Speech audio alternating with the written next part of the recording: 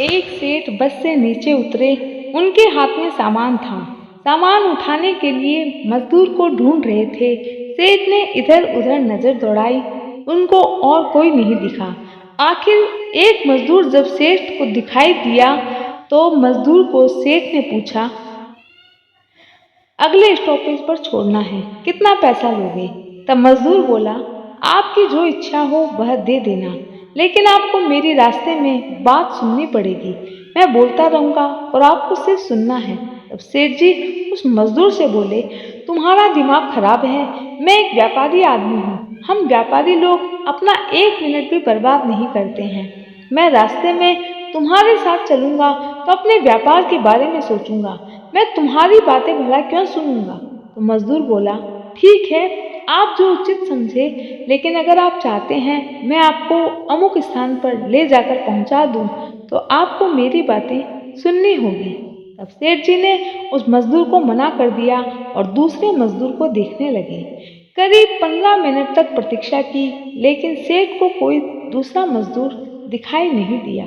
तो वह उसी पुराने मजदूर को आवाज देने लगे और कहने लगे, चल भाई तुम ही चलो, मुझे बहुत देरी हो रही है। तब मजदूर बोला, इसका मतलब आपको मेरी शर्त मंजूर है? तब सेठ जी ने स्वार्थ के वश हाँ बोल दिया। सेठ जी को अपने काम से मतलब था। मजदूर पूरे रास्ते बोलता गया। सेठ जी ने मजदूर की बातों पर ध्यान नहीं दिया। तब मजदूर बोला, सेठ जी आपका घर आ गया। तो फिर सेठ ने पूछा, तुम्हारा पैसा कितना हुआ? तब मजदूर बोला, जो आपकी इच्छा हो दे दो। सेठ ने उसको उसके हिसाब से मजदूरी दे दी।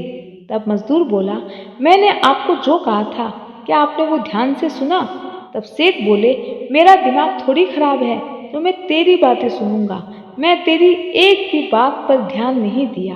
तब मजदूर बोला, अब तो आपने बहुत बड़ी गलती कर दी, क्योंकि कल शाम को आपकी मृत्यु हो जाएगी।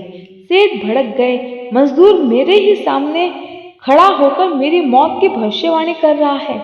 तुझे शर्म नहीं आती? तब मजदूर बोला, सेठ जी मृत्यु तो सबकी होनी है, इसमें इतना गुस्सा करने वाली क्या बात है? लेकिन मौत के बाद में जो ध्यान देने वाली बात है उसे आप गौर से सुनिए। सेठ जी बोले, मैं तुझे यहाँ से धक्के मार कर निकलवा दूंगा। तू कुछ भी बकवास किए जा रहा है। मजदूर बोला, आपको जो करना है कर लीजिएगा। आपने इतनी देर तक मेरी एक भी बात नहीं सुनी। यह आपने पहली गलती की, और अब आपको मैं जब आपके काम की बात बता रहा हूँ तो आप उस पर भी ध्यान नहीं दे रहे हैं। यह आप दूसरी गलती करने जा रहे हैं। लाचार होकर सेठ जी ने कहा, ठीक है, बताओ मुझे क्या करना है?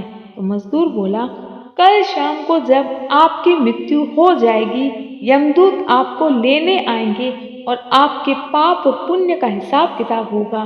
तब यमराज आपसे पूछेंगे, पहले पाप का फल भुगतोगे या पुण्य का फल? तो आप कह देना, पाप का फल भुगतने को तैयार हूँ, लेकिन पुण्य का फल मैं अपनी आंखों से देखना चाहता हूँ। यमराज कितना भी मना करे, लेकिन आप अपनी बात पर अड़िग रहना। सेठ जी मजदूर की सारी बातें सुनकर बोले, ठीक है, मैं कल का कल देख लूंगा, तू जा यहाँ से। और जैसा मजदूर ने कहा था बिल्कुल वैसा ही हुआ। अगले ही दिन सेठ जी की शाम को मौत हो गई। यमराज के पास जब ले जाकर सेठ जी को बिठाया गया तो यमराज ने कहा, बताओ पहले पाप का फल भुगतोगे या पुण्य का? तब सेठ जी ने सोचा, मजदूर की दो बातें सही हो गई। मुझे जैसा मजदूर ने कहा था बिल्कुल वैसा ही कर लेना चाहिए। तब सेठ जी बोले, मैं पाप का फल भुगतने को तैयार हूँ, लेकिन पुण्य का फल आंखों से देखना चाहता हूँ। तो यमराज बोले, हमारे यहाँ ऐसा कोई सिस्टम नहीं है। तब सेठ जी फिर से बोले, जब ऐसा कोई सिस्टम ही नहीं है तो आपने मुझे ये बात पूछी क्यों? आप पहले तो पूछते हैं, लेकिन जब आपसे नहीं होता है तो आप सिस्टम को दोष देते हैं। फिर पृथ्वीलोक पर जो होता आ रहा है और फिर जो यमलोक में हो रहा है, तो उसमें फर्क ही क्या है?